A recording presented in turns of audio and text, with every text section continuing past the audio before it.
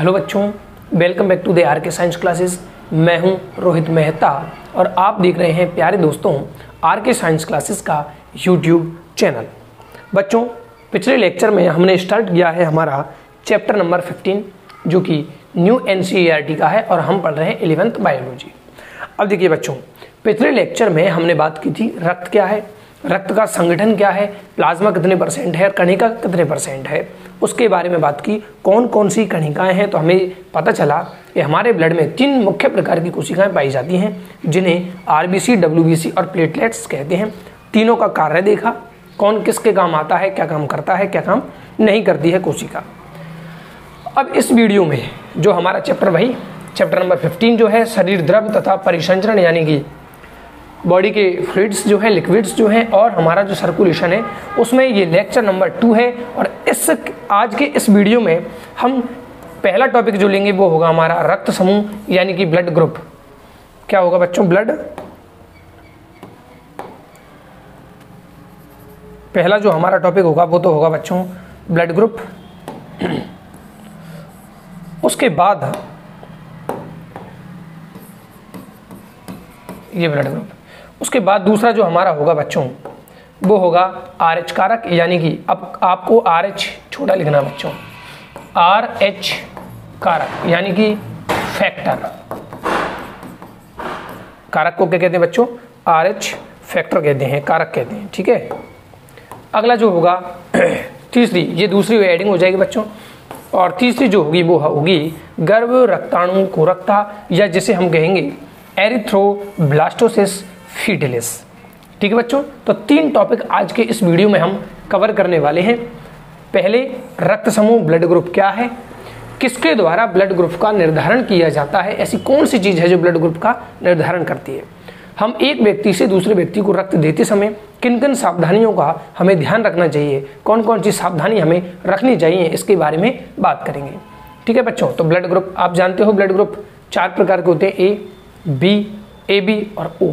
ठीक है बच्चों, RH कारक आपको H जो है वो स्मॉल लिखना है, यहाँ पर टाइपिंग मिस्टेक है, पूरी स्लाइडों में यही आएगा, RH जो है बड़ा आएगा। आपको R तो बड़ा लिखना है लेकिन छोटा क्या लिखना है? H।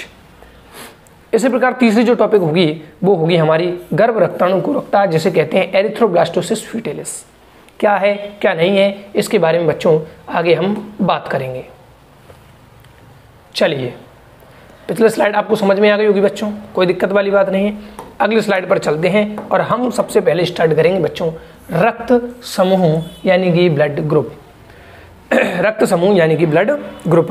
ब्लड ग्रुप क्या है, कितने प्रकार के होते हैं, क्या होता है क्या नहीं होता है। देखिए, हम NCERT को फॉलो करेंगे। सबसे पहले मनुष्य का जो रक्त है वो एक जैसा दिखाई देता है, यानी कि सबका जो प्रत्येक जो मानव है उसका जो रक्त है वो रेड कलर का होता है, लाल रंग का होता है, समान है, लेकिन फिर भी कुछ अर्थों में वो क्या होता है बच्चों? भिन्न होता है। दिखने में एक जैसा है, उनमें कणिकाएं एक जैसी हैं, RBC, WBC, प्लेटलेट्स है, प्लाज्मा एक जैसी है, लेकिन फिर भी उनमें कुछ अंतर पाए जाते हैं। क्या अंतर है? अंतर है कि रक्ताणुओं की सतह पर पाए जाने वाले विभिन्न प्रकार की प्रतिजन यानी कि एंटीजन के आधार पर रक्त को कई विभिन्न समूहों में बांटा गया है। अब ध्यान से सुनेंगे बच्चों, जो हमारे पास क्या है बच्चों? रक्त है। उस रक्त को विभिन्न आधारों पर, इसको मैं क्लियर कर देता हूं एक बार, फिर मैं आपको समझाता हूं क्या कह रहे हैं हम। देखिए बच्चों, ये मान लीजिए हमारे पास RBCs है। ये क्या है? हमारे पास RBCs हैं। अब इन RBCs की सतह पर विशेष प्रकार के एंटीजन पाए जाते हैं। इन RBCs की सतह पर विशेष प्रकार के प्रोटीन यानी एंटीजन पाए जाते हैं। इस एंटीजन का नाम मान लीजिए, इस एंटीजन का नाम है हमारे पास A। इसी प्रकार यहाँ पर मान लीजिए RBC की सतह पर किसी व्यक्ति में, दूसरे व्यक्ति की बात कर रहे हैं, यहाँ पर B है। यहाँ पर मान लीजिए ये जो एंटीजन है वो A है और इसी व्यक्ति की इसी जो RBC है उस पर एंटीजन B उपस्थित है। और एक ये पहला व्यक्ति है, ये दूसरा व्यक्ति है, ये तीसरा व्यक्ति है और ये चौथा व्यक्ति है। इन 4 व्यक्तियों के RBCs जो हैं उनमें थोड़ा सा अंतर है। भाई RBCs तो चारों में हैं, लेकिन चारों की RBCs में कुछ अंतर है। क्या अंतर है सर? आरबीसी पर एक विशेष एंटीजन या विशेष प्रोटीन पाई जाती है जो कितने प्रकार की हो सकती है? 4 प्रकार की। वो हो सकती है ए अगर किसी व्यक्ति की आरबीसीज पर ए एंटीजन उपस्थित है तो उसका ब्लड ग्रुप हो जाएगा बच्चों ए। ध्यान से समझिएगा, यदि किसी व्यक्ति की आरबीसीज पर ए एंटीजन यानी प्रतिजन उपस्थित है तो उसका ब्लड ग्रुप होगा ए। अगर किसी व्यक्ति की, ये दूसरा व्यक्ति लिया है हमने, अगर किसी व्यक्ति की आरबीसीज पर बी एंटीजन उपस्थित है तो उसका ब्लड ग्रुप हो जाएगा बच्चों बी। ठीक है, अगर ए और बी दोनों उपस्थित हैं तो बच्चों ये हो जाएगा ए बी, और दोनों ही अगर अनुपस्थित हैं तो ब्लड ग्रुप हो जाएगा ओ। इस प्रकार जो आरबीसीज हैं उन पर कौन सी एंटीजन पाई जाती है, कौन सा प्रतिजन पाया जाता है, उसके आधार पर व्यक्तियों का ब्लड ग्रुप जो है वो 4 प्रकार का होता है। अगर आरबीसीज की सतह पर ए एंटीजन है तो जो उसका ब्लड ग्रुप होगा वो ए होगा। अगर बी एंटीजन है तो उस व्यक्ति का जो ब्लड ग्रुप होगा वो बी होगा। यदि दोनों ही एंटीजन ए और बी दोनों ही प्रेजेंट हैं, उपस्थित हैं, तो उस व्यक्ति का जो ब्लड ग्रुप होगा बच्चों वो ए बी होगा। और अगर दोनों ही एंटीजन अनुपस्थित हैं तो उसका ब्लड ग्रुप हो जाएगा ओ। अभी हम पॉजिटिव और नेगेटिव की बात नहीं कर रहे हैं, अभी केवल हम बात कर रहे हैं बच्चों कि ब्लड ग्रुप क्या होगा। अब चलिए बच्चों, अब चलते हैं हम आगे की तरफ।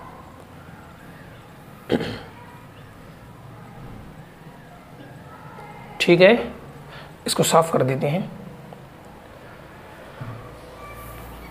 तो आपको एक बात समझ में आ गई होगी बच्चों कि जो ब्लड ग्रुप का निर्धारण होगा वो ब्लड ग्रुप का निर्धारण किया जाएगा आरबीसीज की सतह पर पाए जाने वाले प्रतिजन यानी एंटीजन के कारण। ठीक है बच्चों, अब आगे देखते हैं क्या कह रहा है।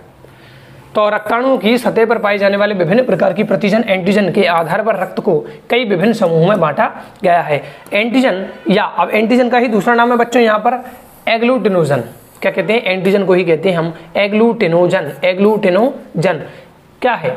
ऐसे पदार्थ होते हैं। अब एंटीजन क्या है बच्चों? कोई भी बाह्य कारक प्रोटीन हो सकता है, ज्यादातर प्रोटीन होता है, प्रोटीन या ग्लाइकोप्रोटीन। ऐसे कारक जो बॉडी में पहुंचे और एंटीबॉडी का निर्माण को प्रेरित करें, यानी हमारे शरीर में जैसे ही कोई बाह्य कारक पहुंचता है, जैसे हम एंटीजन कहते हैं, जैसे ही एंटीजन हमारी बॉडी में एंट्री करेगा तो उसको मारने के लिए या उसका विरोध करने के लिए हमारी बॉडी क्या करती है बच्चों? एंटीबॉडीज का निर्माण करती है। वो भी क्या होता है? प्रोटीन होता है, या हम कहते हैं ग्लाइकोप्रोटीन होता है। तो एंटीजन क्या है? ऐसे पदार्थ होते हैं जो एंटीबॉडी या एग्लूटिनिन नामक पदार्थों का निर्माण प्रेरित करती है। तो बच्चों देखो, एंटीजन का दूसरा नाम क्या है? एग्लूटिनोजन। एंटीजन का दूसरा नाम एग्लूटिनोजन, और जो एंटीबॉडी है उसका दूसरा नाम है एग्लूटिनिन। क्लियर है बच्चों यहाँ? तो बच्चों एंटीजन क्या है? एंटीजन वो पदार्थ है, वो कारक है, वो प्रोटीन है जिसके कारण हमारी बॉडी एंटीबॉडी का निर्माण करती है। किसका निर्माण करेगी? एंटीबॉडी का। एंटीबॉडी का दूसरा नाम क्या दे रहे हैं बच्चों? एग्लूटिनिन। और एंटीजन को नाम क्या कह रहे हैं हम? एग्लूटिनोजन। ठीक है बच्चों, अब देखिए एंटीबॉडी की भी परिभाषा है। एंटीबॉडी क्या है? वे प्रोटीन पदार्थ हैं जो एंटीजन के विरुद्ध पैदा होती है। मान लीजिए ये कोई बॉडी है, ये मान लीजिए हमने बॉडी बनाई, इसमें जो कारक एंट्री करेगा, मान लीजिए ये कारक एंट्री कर रहा है, तो इस कारक के प्रति जैसे ये एंट्री करेगा, इस कारक के प्रति हमारी बॉडी जो बनाएगी, बॉडी बनाएगी वो एंटीबॉडी, और जो बाहर से आ रहा है उसको कहेंगे हम एंटीजन। तो हमारी बॉडी में कौन प्रवेश करता है? एंटीजन। हमारी बॉडी क्या बनाती है उसको मारने के लिए? एंटीबॉडी। इसको कह रहे हैं एग्लूटिनोजन और इसको कह रहे हैं एग्लूटिनिन। क्लियर है बच्चों? चलिए, एंटीजन हो गया, एंटीबॉडी हो गई। आगे देखिए, मनुष्य में एंटीजन के 2 प्रमुख समूह होते हैं जिन्हें एबीओ रक्त समूह। अब देखिए एंटीजन हमारे पास 2 स्पेशल ग्रुप में पाए जाते हैं। मनुष्य में जो एंटीजन है 2 प्रमुख समूह होते हैं, हमें उनको क्या नाम देंगे बच्चों? एबीओ समूह देंगे। एबीओ समूह क्या है? एंटीजन का ग्रुप है एबीओ समूह। और अगला जो होगा बच्चों वो RH समूह। RH आपको छोटा लिखना है, R बड़ा H छोटा। तो 2 प्रकार के एंटीजन के ग्रुप हैं हमारे पास। कौन कौन से? एक तो है बच्चों हमारे पास एबीओ ब्लड ग्रुप बताएगा, और दूसरा क्या बताएगा बच्चों हमारे पास? दूसरा बताएगा RH समूह। अब देखिए आगे चलते हैं बच्चों। सबसे पहले हम बात करेंगे बच्चों एबीओ समूह, यानी कि एबीओ ब्लड ग्रुप जो है उनके बारे में बात करेंगे। एबीओ समूह, एबीओ ग्रुपिंग क्या है? देखिए अभी जो मैंने बताया आरबीसी की सतह पर ए मिलेगा, बी मिलेगा, या नहीं मिलेगा, या दोनों मिलेंगे, उसी को हम कहते हैं एबीओ समूह। अब ध्यान से समझेंगे एनसीईआरटी क्या कहती है। एबीओ रक्त समूह मुख्यतः लाल रुधिर कणिकाओं यानी आरबीसीज की सतह पर दो प्रतिजन या एंटीजन की उपस्थिति या अनुपस्थिति पर निर्भर होता है, जो निम्न है, एंटीजन ए और एंटीजन बी। एबीओ रक्त समूह ये कहता है कि ए होता है एंटीजन, बी होता है, दोनों हैं और दोनों नहीं है, तो दो एंटीजन है मेन अपने पास। उन दोनों एंटीजनों की उपस्थिति या अनुपस्थिति के आधार पर जो व्यक्ति, अब जो एंटीजन तो है वो कितने प्रकार के बच्चे, दो, ए और बी, दोनों अगर उपस्थित हैं तो ए बी और दोनों नहीं है तो ओ। तो दो एंटीजन है, उसकी उपस्थिति या अनुपस्थिति के आधार पर जो ब्लड ग्रुप होगा बच्चों, उसको हम चार भागों में बांटेंगे। किसके आधार पर? एंटीजन ए और एंटीजन बी की उपस्थिति या अनुपस्थिति के आधार पर। इसी प्रकार विभिन्न व्यक्तियों में दो प्रकार के प्राकृतिक प्रतिरक्षी, अब ये एंटीजन है जो हमारी बॉडी में मिलेंगे, तो इनके लिए हमारी बॉडी में एंटीबॉडी भी मिलेगी। एंटीजन है, इनके लिए हमारी बॉडी में क्या मिलेगा बच्चों? एंटीबॉडी। तो दो प्रकार के प्राकृतिक रूप से एंटीबॉडी मिलते हैं, जिन्हें एंटी ए और एंटी बी। तो हमारी बॉडी में दो एंटीजन भी हैं और दो एंटीबॉडी भी हैं। एंटीजन का नाम क्या है? एंटीजन ए, एंटीजन बी, और इनके प्रति या इनके विपरीत जो एंटीबॉडी मिलती है उनको नाम देते हैं बच्चों एंटी ए और एंटी बी। कोई दिक्कत? रक्त समूहों को एंटीजन तथा एंटीबॉडी की स्थिति के आधार पर चार प्रकारों में बांटा गया है, ए, बी, ए बी और ओ। चार ब्लड ग्रुप्स हैं, ए, बी, ए बी और ओ। ठीक है बच्चों, यहाँ तक मुझे उम्मीद है आपको किसी प्रकार की समस्या नहीं आई होगी। किसकी उपस्थिति के आधार पर बांटा बच्चों? एंटीजन और एंटीबॉडी की उपस्थिति के आधार पर। अब देखिए एक चीज और आप यहाँ पर क्लियर कर लेंगे, क्या है सर?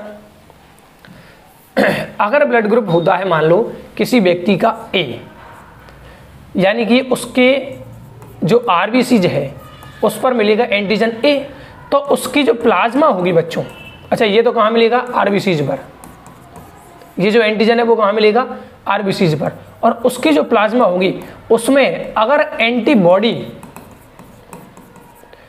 ए मिल गई, एंटी ए, एंटी लिख देता हूं मैं, अगर उसकी प्लाज्मा में, रक्त की प्लाज्मा में एंटी ए मिल गया तो ये व्यक्ति जो है वो जीवित नहीं रह पाएगा, या मैं कह दूं कि इसकी जो आरबीसीज है उनको तोड़ दिया जाएगा।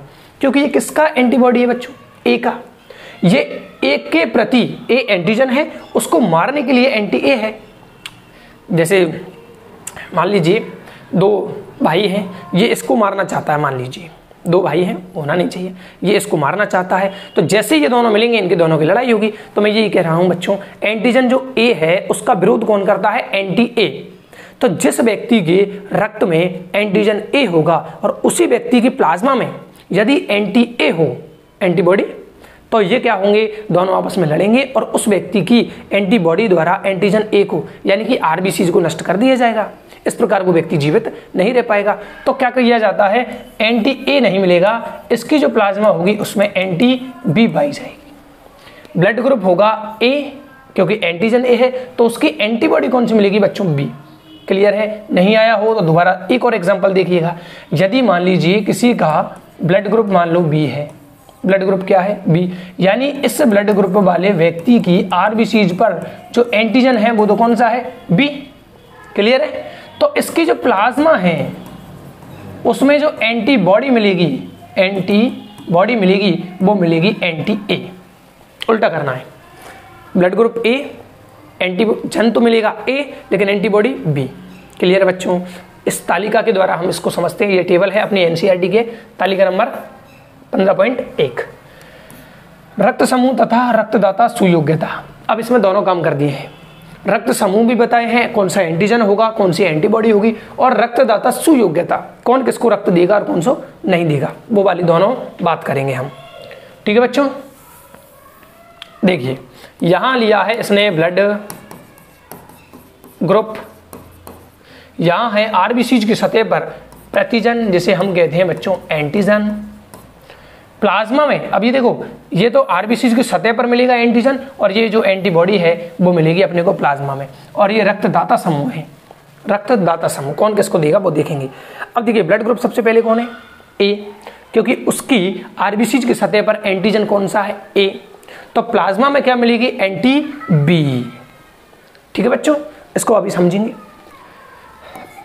पहला ब्लड ग्रुप ए, दूसरा बी, एंटीजन बी मिलेगा और प्लाज्मा में एंटी ए मिलेगा। अच्छा, आप इनको ऐसे लिख सकते हो या फिर आप इसको बी लिख सकते हो, इसको ए लिख सकते हो, या तो लिखें एंटी कैपिटल बी, और या फिर अपन एंटी नहीं लिख रहे हैं तो छोटे अक्षर से बी और इसको ए से लिख सकते हैं बच्चों, कोई दिक्कत नहीं है। ए बी ब्लड ग्रुप है। ए बी ब्लड ग्रुप कब आएगा बच्चों? तीसरा, जब एंटीजन ए भी होगा आरबीसी पर और एंटीजन बी भी होगा। तो एंटीजन ए और बी दोनों क्या है बच्चों? उपस्थित है। ये वैसे ऐसे होना चाहिए लिखा, ऐसे लिख लेंगे आप, ठीक है। एंटीजन ए भी है, एंटीजन बी भी उपस्थित है। अब क्या दोनों में जो एंटीजन है तो उनका विरोधी प्रेजेंट होना चाहिए, नॉर्मल नहीं होना चाहिए। अगर हो गया तो व्यक्ति मर सकता है, जान जा सकती है, इसलिए उसमें जो एंटीबॉडी होगी वो अनुपस्थित होगी। अच्छा, और चौथा जो है हमारे पास वो है बच्चों ओ। अब ओ क्यों दिया?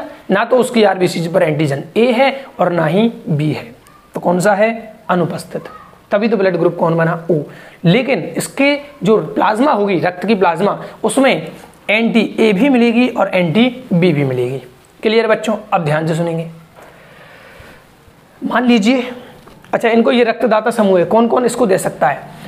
ए वाले को ए दे सकता है, बी वाले को बी दे सकता है, ए बी वाले को ए दे सकता है, बी दे सकता है, ए बी दे सकता है और ओ दे सकता है, और जिसका ओ है उसको केवल ओ दे सकता है।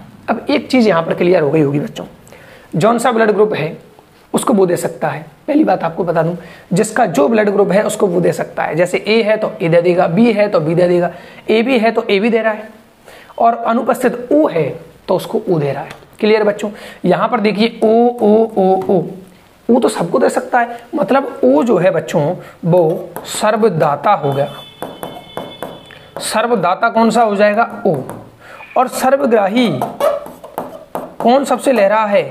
सर्वग्राही हो जाएगा बच्चों ए बी ब्लड ग्रुप। अभी एनसीईआरटी की बात आगे हम करेंगे। अब ऐसा क्यों है, उसके पीछे एक रीजन है बच्चों, मैं आपको उस रीजन को समझाने की कोशिश करता हूं। हो सकता है आपको समझ में आए, हो सकता है ना भी आए, लेकिन आ जाएगी बच्चों, ऐसी कोई दिक्कत वाली बात नहीं है। इतना छोटा मत हो भाई। देखिए, अब हम समझने की कोशिश करते हैं बच्चों। किसको? मान लीजिए मेरी जो आरबीसीज है उस पर एंटीजन है ए एंटीजन है, तो इसका जो ब्लड ग्रुप होगा वो बच्चों कौन हो जाएगा? ए। एंटीजन ए है तो एंटीबॉडी जो मिलेगी, एंटीबॉडी कौन सी मिलेगी बच्चों? एंटी बी मिलेगी, या इसको लिख दूंगा मैं बी से, स्मॉल बी से। यहां तक की बात क्लियर है बच्चों? समझ में तो आ रहा है बच्चों कुछ? इसको दोबारा लिख देता हूं मैं, एंटी बी या स्मॉल बी से मैं इसको लिखूंगा। अब देखो बच्चों, मान लीजिए ए वाला है, ब्लड ग्रुप क्या है बच्चों? ए। इसका मतलब ये है कि ये अगर आरबीसी है तो उसकी जो आरबीसी की सतह पर एक एंटीजन हमें दिखाई देगा। उस एंटीजन का नाम क्या होगा बच्चों? A antigen. क्लियर? ये मान लीजिए रक्त है, ये आरबीसी है, आरबीसी, और इसमें ये जो है वो है प्लाज्मा। इस प्लाज्मा में कौन बह रही है बच्चों? एंटीबॉडी बह रही है। कौन सी वाली? बी वाली।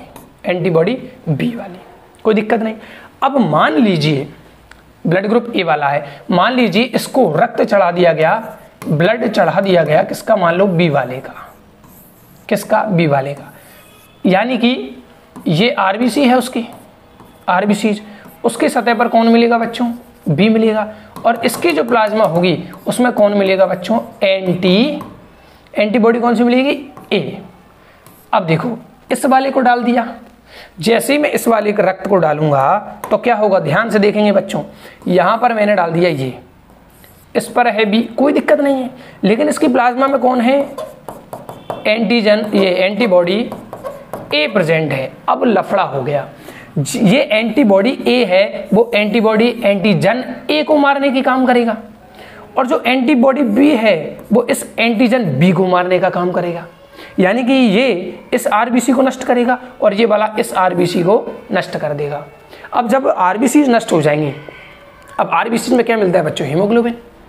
तो फिर क्या हीमोग्लोबिन जिंदा रहेगा? नहीं। हीमोग्लोबिन जिंदा नहीं रहेगा तो क्या हमारा शरीर ऑक्सीजन प्राप्त कर पाएगा? नहीं। इसलिए किसी व्यक्ति को किसी दूसरे व्यक्ति का बिना चेक किए, बिना ब्लड ग्रुप की जांच किए उसे रक्त नहीं चढ़ाया जाता है। क्लियर है बच्चों? इस एग्जाम्पल से आपको समझ में आ गया होगा कि क्यों किसी एक व्यक्ति को किसी दूसरे व्यक्ति का बिना सोचे समझे ब्लड ग्रुप नहीं चढ़ाया जाता है। ठीक है बच्चों, I hope this is clear for you. अब आगे चलते हैं बच्चों।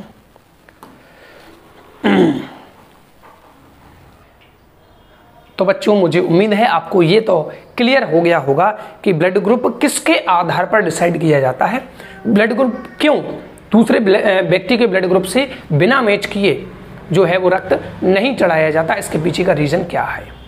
अब आगे चलते हैं बच्चों, हम ये टेबल आपको बना लेनी है एज इट इज, हमारी एनसीईआरटी की है। अब देखिए एनसीईआरटी क्या कह रही है और इसके बारे में उसके बारे में बात कर लेते हैं। दाता एवं ग्राही यानी आदाता, दाता तो होता बच्चों डोनर, और जो ग्राही है उसको कहते हैं हम रिसीवर, जो रिसीव करता है। ठीक है बच्चों, के रक्त समूहों का रक्त चढ़ाने से पहले सावधानी पूर्वक मिलान कर लेना चाहिए, जिससे रक्त स्कंदन, ये देखो रक्त का स्कंदन नहीं हो, मतलब जमे नहीं, और आरबीसी जो कि नष्ट होने जैसी, यानी दो घटनाएं हो रही हैं बच्चों। कितनी? दो। रक्त स्कंदन, रुधिर जमेगा नहीं क्योंकि लड़ाई होगी तो बच्चों को फाड़ दिया जाएगा रक्त को, और आरबीसी के नष्ट होने जैसी गंभीर परेशानियां न हों। दाता संयोज्यता यानी डोनर कंपेटिबिलिटी तालिका 15.1 में दर्शाई गई है। कौन किसको दे सकता है, कौन किसको नहीं दे सकता, ये उस टेबल में दर्शाया गया है। ठीक है बच्चों, यहां तक आपको कोई दिक्कत नहीं होनी चाहिए। उपरोक्त तालिका से यह स्पष्ट है कि रक्त समूह ओ जो है एक सर्वदाता है, डोनर है वो हर किसी के लिए दे सकता है और जो सभी समूहों को रक्त प्रदान कर सकता है। अच्छा वही वाली बात है। रक्त समूह ए भी सर्व आदाता यानी सर्वग्राही है, सबसे ले सकता है, यूनिवर्सल डोनर और यूनिवर्सल रिसीवर, जो सभी प्रकार के रक्त समूह से रक्त ले सकता है। तो ये तो यूनिवर्सल रिसीवर हो गया बच्चों, और ये हो गया अपने पास यूनिवर्सल डोनर यानी देने वाला। क्लियर है बच्चों? ये टेबल से भी समझ में आ गया था। आपको एज इट इज इसको नोट कर लेना है, हाँ ये नहीं लिखनी बस। आगे चलते हैं। अच्छा ये बच्चों हमारी जो पहली हेडिंग थी वो कंप्लीट हो गई, जिसका नाम था रक्त समूह। रक्त समूह कितने प्रकार से बांटा हमने? 4 प्रकार में बांटा। किसके आधार पर? 2 एंटीजन और 2 एंटीबॉडी। एंटीजन ए और एंटीजन बी है या नहीं है, उनकी बॉडी में प्लाज्मा में एंटीबॉडी ए और एंटीबॉडी बी है या नहीं है, उस आधार पर हमने इनको 4 समूह में बांटा था, ए बी और ओ। कौन किसको दे सकता है, कौन किसको नहीं दे सकता, इसके बारे में बात कर ली। अब हमारी जो आज की दूसरी हेडिंग है वो है बच्चों RH समूह। R आपको कैपिटल लिखना है, H आपको छोटा लिखना है, और कारक को कहते हैं बच्चों फैक्टर। क्या कहते हैं? फैक्टर। तो RH फैक्टर खोजकर्ता लैंडस्टीनर तथा वीनर 1940 में। खोजकर्ताओं के नाम क्या है बच्चों? कार्ल लैंडस्टीनर तथा वीनर। ठीक है बच्चों, और किस बंदर पर की? तो रीसस बंदर की आरबीसीज में। अब आरबीसीज वही आपको छोटा लगाना है, यस। रीसस बंदर, या पूरा नाम कहें मक्का का रीसस बंदर जो होता है, लाल मुंह का बंदर है ये है अपना रीसस बंदर। इस बंदर की आरबीसीज पर किसकी खोज की गई है बच्चों? RH कारक की। क्या है? अतः इसे RH। अब RH क्यों दिया? R वही, क्योंकि रीसस ये क्या है बच्चों? ये रीसस की जो स्पेलिंग है वो ये है, और इस रीसस की ये स्पेलिंग होने के कारण 2 अक्षर ले लिए गए और नाम क्या दे दिया? RH antigen. क्योंकि रीसस में खोजा गया इसलिए इसको नाम दे दिया RH। किसने किया बच्चों? कार्ल लैंडस्टीनर तथा वीनर नामक वैज्ञानिकों ने 1940 में RH कारक की खोज की है। किस बंदर पर की? रीसस नामक बंदर पर की है, और इसी कारण इसको नाम दे दिया गया RH कारक। क्योंकि रीसस की स्पेलिंग क्या होती है? RH से शुरू होती है, इसलिए इसको नाम दे दिया गया RH। कोई दिक्कत नहीं है बच्चों। जिन व्यक्तियों की, अब देखो वही वाली बात है, ये आरबीसीज है। अब इसमें हम एंटीजन ए और एंटीबॉडी, जो एंटीजन ए और एंटीजन जो बी है उसको नहीं देखेंगे। अब हम अगले कारक को देखेंगे, और इस कारक का नाम है RH कारक। अगर ये RH कारक यहां पर है तो इसको कहेंगे हम RH पॉजिटिव, और अगर यहां पर RH कारक नहीं है आरबीसीज की सतह पर तो इसको कहेंगे हम RH नेगेटिव। यानी RH भी क्या है, एक एंटीजन है। तो एंटीजन आपको A हो गया, B हो गया और तीसरा RH है तो पॉजिटिव और नहीं है तो नेगेटिव। ठीक है बच्चों, तो जिन व्यक्तियों की RBCs पर RH एंटीजन पाया जाता है उन्हें RH पॉजिटिव कहते हैं, जबकि जिनमें RH एंटीजन का अभाव होता है उन्हें RH नेगेटिव कहते हैं। और लगभग 80% जो मानव हैं उनमें यह पाया जाता है, यानी कि 80% जो मानव, इंडिया की बात कर रहे हैं बच्चों, वर्ल्ड में इसकी मात्रा जो है वो ज़्यादा है ना, पॉजिटिव व्यक्ति ज़्यादा है। ये भारत की बात है, अपनी NCERT में ओनली भारत वाली बात है। तो भारत में हम देखते हैं कि 80% व्यक्ति ब्लड ग्रुप में पॉजिटिव होते हैं, ब्लड ग्रुप में पॉजिटिव होते हैं, यानी उनकी सतह पर, उनकी RBCs की सतह पर खून में क्या पाया जाता है बच्चों, RH एंटीजन उपस्थित होता है। कितने परसेंट, 80%। RH एंटीजन के विरुद्ध प्लाज्मा में कोई प्राकृतिक रूप से क्या है बच्चों, एंटीबॉडी या एग्लूटिनिन जो है वो नहीं पाई जाती है, मतलब केवल एंटीजन है। इसके प्रति जो एंटीबॉडी पाई जानी चाहिए वो हमारी बॉडी में नहीं होती, एंटीबॉडी नहीं होती है। ठीक है बच्चों, इसलिए ज़्यादा पॉजिटिव नेगेटिव वाला जो ब्लड चढ़ाने में ज़्यादा दिक्कत आती नहीं है ना। अगर एंटीबॉडी होती तो फिर प्रॉब्लम ज़्यादा आती। ठीक बच्चों, वो मारने का काम कर देती। चलिए, आपको एज इट इज इसको भी छाप लेना है। ठीक है बच्चों, चलिए हम अगले स्लाइड की तरफ चलते हैं। यदि आगे क्या कह रहा है बच्चों, लास्ट लाइन, एक लाइन बच रही है। यदि RH नेगेटिव व्यक्ति को बार बार RH पॉजिटिव, अब देखो बच्चों आपको ये कैसे लिखना है, RH नेगेटिव और इसको RH पॉजिटिव। ठीक है, RH नेगेटिव व्यक्ति, मान लीजिए मैं RH नेगेटिव व्यक्ति हूँ, हालांकि मैं वैसे पॉजिटिव आदमी हूँ, सोच भी मेरी पॉजिटिव है, नेगेटिव नहीं सोचता। तो मान लीजिए मेरा ब्लड ग्रुप है जो वो नेगेटिव है, यानी मेरी RBCs पर RH कारक नहीं है, लेकिन अगर मुझे बार बार RH पॉजिटिव दिया जाए, ध्यान से सुनना, मैं कैसा हूं, RH नेगेटिव। कैसा ब्लड दिया जा रहा है मुझे, RH पॉजिटिव, मतलब उसके खून में जो RBCs मुझे चढ़ाई जा रही है, खून चढ़ाया जा रहा है, उसमें RH कारक है, यानी एंटीजन है। और एंटीजन जैसे ही मेरी बॉडी में एंट्री करेगा तो हमारा शरीर क्या करेगा बच्चों, एंटीबॉडी का निर्माण करेगा। प्राकृतिक रूप से नहीं है, लेकिन जैसे ही एंटीजन प्रवेश करता है हमारा शरीर क्या करेगा, हमारा ब्लड जो है वो क्या बनाएगा, एंटीबॉडी बनाएगा। तो यहीं पे यही बात कही है बच्चों कि यदि बार बार RH नेगेटिव व्यक्ति को RH पॉजिटिव का रक्त चढ़ाया जाता है तो RH नेगेटिव व्यक्ति में, यानी मेरे में, एंटी-RH एंटीबॉडी क्या उत्पन्न हो जाएंगी बच्चों, एंटीबॉडी उत्पन्न हो जाएंगी और उनका नाम क्या देंगे, एंटी-RH एंटीबॉडी जो है वो उत्पन्न हो जाती है। इस क्रिया को कहते हैं आइसो इम्यूनाइजेशन। आइसो इम्यू, नाई लगाना बच्चों, आ की मात्रा लगा लेना यहाँ पर, नाइजेशन, आइसो इम्यूनाइजेशन कहते हैं, आइसो इम्यूनाइजेशन। ठीक है बच्चों, कैसे, नेगेटिव व्यक्ति को बार बार पॉजिटिव का रक्त दिया जा रहा है तो एंटीजन एंट्री करेगा और मेरी बॉडी क्या बना देगी बच्चों, एंटीबॉडी। कौन सी, एंटी-RH, इसलिए इस क्रिया को नाम देंगे आइसो इम्यूनाइजेशन। अतः रक्त आदान प्रदान के पहले RH समूह को मिलाना भी आवश्यक होता है, मिला लेना चाहिए। पॉजिटिव वाले को पॉजिटिव को चढ़ाएं, नेगेटिव वाले को नेगेटिव का चढ़ाएं, ये भी जानकारी होना जरूरी है।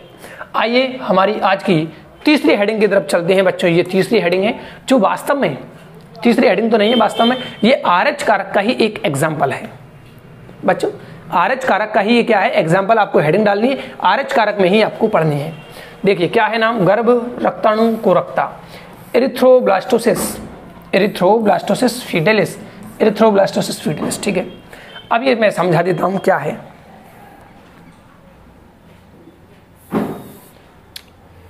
अरे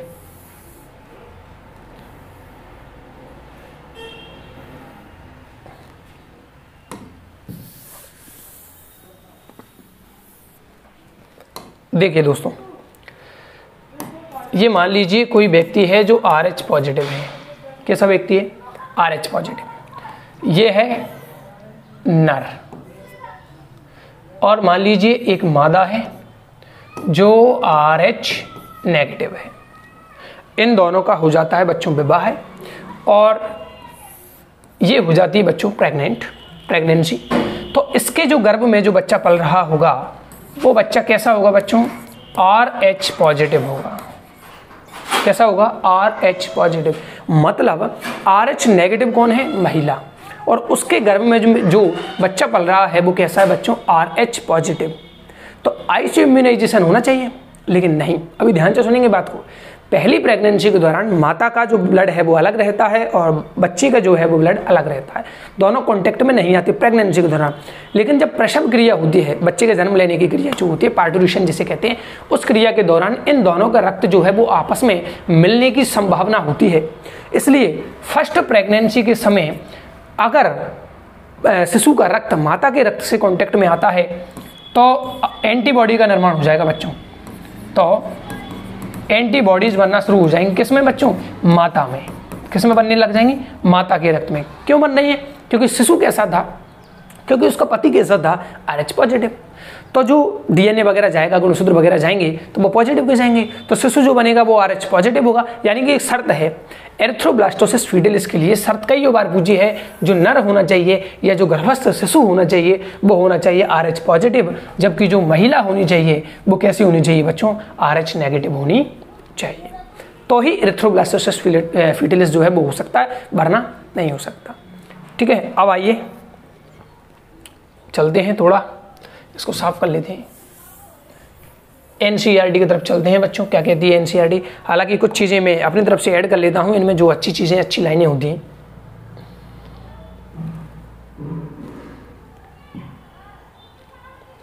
गर्भ रक्ताणु को रक्ता। चलिए देखिए, एक विशेष प्रकार की RH अयोग्यता को एक गर्भवती RH नेगेटिव माता याद करनी है आपको, RH नेगेटिव होगी, तथा उसके गर्भ में पल रहे भ्रूण RH पॉजिटिव, भ्रूण कैसा होगा? RH पॉजिटिव के बीच पाई जाती। क्या है बच्चों? ये एक विशेष प्रकार की RH अयोग्यता है। दोनों का जो RH कारक है वो एक दूसरे के विपरीत है, एक नेगेटिव है एक पॉजिटिव है। नेगेटिव कौन? माता, पॉजिटिव कौन? गर्भस्थ शिशु। प्रथम सहगर्भता यानी प्रेगनेंसी, फर्स्ट टाइम प्रेगनेंसी में, प्रेगनेंसी की बात कर रहे हैं अभी अपन, सहगर्भता की। ठीक है, अपरा यानी प्लेसेंटा द्वारा पृथक रहने के कारण माता का रक्त जो है वो अलग है, शिशु का रक्त जो है वो अलग है। प्लेसेंटा इन दोनों को अलग कर रहा है, माता का रक्त, शिशु का रक्त पेट के अंदर। प्लेसेंटा द्वारा पृथक रहने के कारण भ्रूण का RH एंटीजन, क्योंकि भ्रूण पॉजिटिव है, उसकी RBCs पर RH कारक, RH एंटीजन प्रेजेंट है, तो RH का जो भ्रूण का RH एंटीजन जो है वो माता के RH नेगेटिव रक्त को प्रभावित नहीं करता है, प्रेगनेंसी के दौरान प्रभावित नहीं करता। ध्यान से सुनेंगे, प्रेगनेंसी के दौरान प्रभावित नहीं करता है। कौन? RH पॉजिटिव रक्त किसका? भ्रूण का। किसको? माता को। माता कैसी है? RH negative. ठीक है, लेकिन फिर भी पहले प्रसव, अब देखो कहाँ की बात कर रहा है प्रसव, पहले कहाँ की बात की? प्रेगनेंसी की।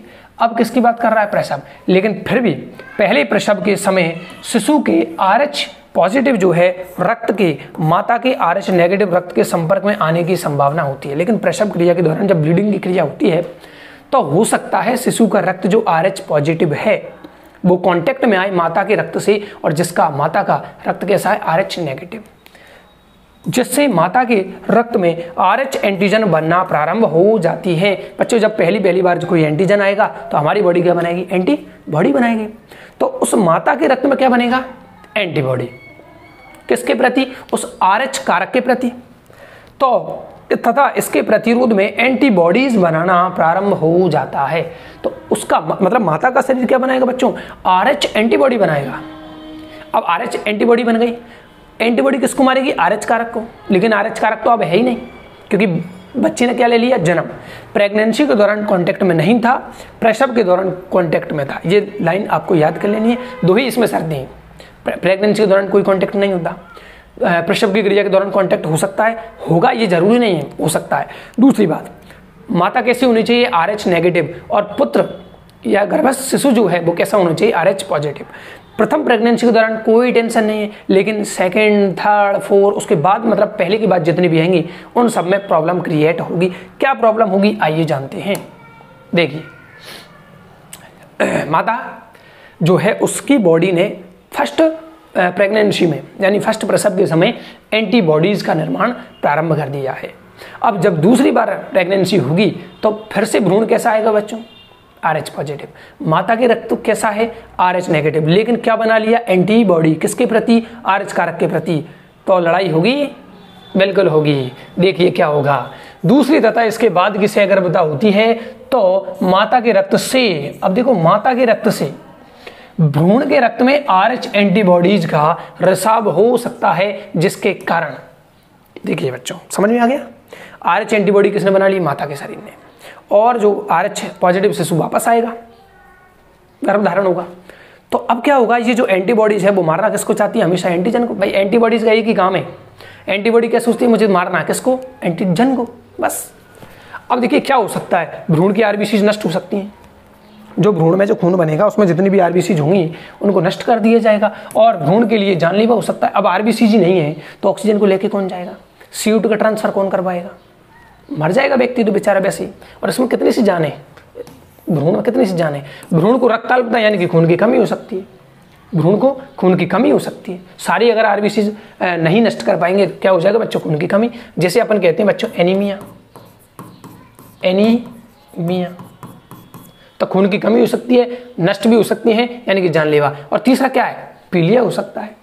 तो 3 अपने पास कैरेक्टर्स हैं, 3 लक्षण हैं, वो कोई भी से भी लक्षण प्रकट हो सकते हैं। ऐसी स्थिति या दशा को ही एरिथ्रोब्लास्टोसिस फीटलिस कहते हैं तथा इस शिशु को रीसस शिशु नाम देते हैं। अब ये एनसीईआरटी में नहीं, रीसस शिशु, रीसस शिशु कहते हैं। रीसस क्यों कहा, क्योंकि RH कारक की खोज कहाँ की, मक्का का रीसस नामक बंदर पर, तो इसीलिए उसको RH कारक कहा। और इस शिशु को जो ऐसा रोग से ग्रस्त होगा उसको रीसस शिशु कह देंगे। इस रीसस शिशु का ब्लड ग्रुप कौन सा है बच्चों, RH पॉजिटिव, और माता कैसी है बच्चों, RH नेगेटिव। बस आपको 2 लाइनें याद करनी है। पहली प्रेगनेंसी के दौरान कोई टेंशन नहीं, दूसरी तीसरी जो प्रेगनेंसी होगी उसके दौरान प्रॉब्लम हो सकती है। क्या करें सर, कैसे बचाव है कि माता को प्रसव के तुरंत बाद, पहली जो ही प्रसव क्रिया हुई है उसको तुरंत बाद RH एंटीबॉडीज का उपयोग करना चाहिए, यानी कि इंजेक्शन लगा देना चाहिए। और कब, प्रसव के 72 घंटे के अंदर उसको इंजेक्शन लगा देना चाहिए। किसको लगेगा, माता को। किसका, RH एंटीबॉडी का, यानी उसके अंदर जो RH एंटीबॉडी बनी है उसको मारने के लिए क्या लगा दिया जाए, इंजेक्शन लगा दिया जाए। कितने घंटे के अंदर, 72 घंटे के अंदर। ये देखिए एक चित्र है जो गूगल से लिया, देखिए यहाँ पर लिखा हुआ बच्चों A first pregnancy. First pregnancy के दौरान क्या है, ये RH नेगेटिव मदर है, ये प्लेसेंटा है बच्चों, यहाँ पर ये प्लेसेंटा। फर्स्ट RH फीटस, प्रथम जो शिशु है वो कैसा है, RH पॉजिटिव, हालांकि दूसरा भी वही आएगा, तीसरा भी वही है। और ये RH एंटीजन्स जो हैं वो बन चुके हैं। ये RH एंटीजन है जो किस में मिलेंगे बच्चों अपने को, ये भ्रूण में है ना। अब ये होता क्या है, ये RH प्लस लिखा हुआ है यानी RH पॉजिटिव है। अब यहाँ से इनको फर्स्ट प्रेगनेंसी के दौरान क्या हो सकता है बच्चों, ये ब्लड संपर्क में आएगा तो माता का शरीर क्या बना देगा, ये एंटीबॉडी। एंटीबॉडी हमेशा याद रख लें वाई आकार की होती है, ये वाई आकार की है।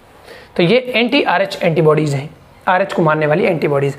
ये कब का टाइम है बच्चों, बिटवीन प्रेगनेंसीज, यानी 2 सहगर्भता के बीच की स्थिति में माता के शरीर द्वारा क्या बना लिया गया है, एंटीबॉडीज। किसके प्रति, RH के प्रति। ये चित्र आपको नहीं बनाना है, NCERT में नहीं।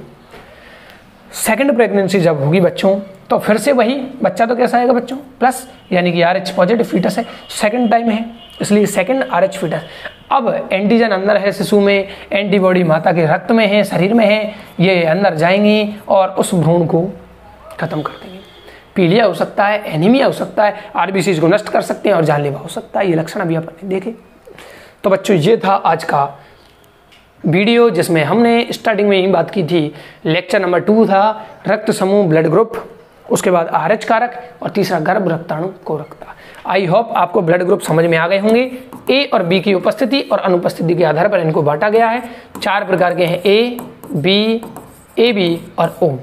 फिर RH कारक प्रेजेंट है तो उसको RH पॉजिटिव कहेंगे और अगर RH कारक नेगेटिव है तो उसको RH नेगेटिव कहेंगे। 80% व्यक्ति जो हैं वो भारत में RH पॉजिटिव पाए जाते हैं। ठीक है, खोजकर्ता कार्ल लैंडस्टीनर एंड वीनर, मक्का का रीसस नामक बंदर पर 1940 में। नाम दे दिया RH कारक। और ऐसा शिशु जिसमें ऐसा हो वो RH क्या, रीसस शिशु कहते हैं। गर्भ रक्ताणु कोरकता, शर्तें इसमें 2 ही हैं। फर्स्ट प्रेगनेंसी के दौरान कोई दिक्कत नहीं आएगी, सेकंड शिशु थर्ड शिशु के दौरान दिक्कत आएगी। माता जो है वो होनी चाहिए बच्चों RH नेगेटिव और जो शिशु या गर्भस्थ जो भ्रूण होना चाहिए वो होना चाहिए RH पॉजिटिव। बस इतना सा आपको याद करना है। 40 मिनट का वीडियो लगभग होने वाला है। ठीक है बच्चों, सेकंड क्लास। अब देखो बहुत जल्दी मैंने लेक्चर को खींचा है और चैप्टर भी लगभग बहुत 2 वीडियो में ही बहुत लंबा सा खींच दिया है हमने। मिलेंगे बच्चों अगली वीडियो में, अगले लेक्चर में, अगली क्लास में। तब तक के लिए जय हिंद, जय भारत, जय श्री राम।